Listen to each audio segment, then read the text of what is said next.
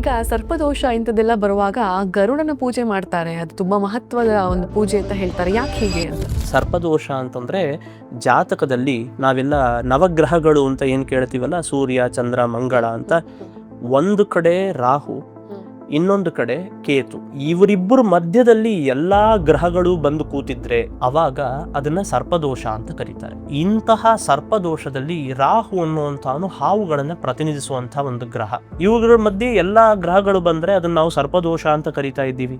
ಈ ಸರ್ಪದೋಷ ಅನ್ನುವಂತಹದ್ದು ಹೇಗೆ ಪರಿಹಾರ ಆಗ್ಬೋದು ಅಂತಂದ್ರೆ ವಿಶೇಷವಾಗಿ ಗರುಡನ ಆರಾಧನೆಯಿಂದ. ಅಂದ್ರೆ ಈಗ ನೋಡಿ, ಈ ರಾಹು ಮೊದಲಾದಂತಹ ಎಲ್ಲ ಗ್ರಹಗಳನ್ನೂ ನಿಯಂತ್ರಣ ಮಾಡುವ ಶಕ್ತಿ ಗರುಡನಿಗಿದೆ. ಜೊತೆಗೆ ಗರುಡ ಸರ್ಪಗಳ ವಿರೋಧಿಯಾದ್ರಿಂದ ಅವುಗಳು ವಿಷ ಕೊಟ್ಟು ಕೊಲ್ಲಿಕ್ ಶಕ್ತಿ ಇದ್ರೆ ವಿಷ ತೆಗೆದು ಕಾಪಾಡೋ ಶಕ್ತಿ ಗರುಡನಿಗಿದೆ. ಬೆಂಕಿ ಸುಡತ್ತೆ ಅಂದ್ರೆ ತಂಪು ಮಾಡೋ ಶಕ್ತಿ ನೀರಿಗಿದೆ.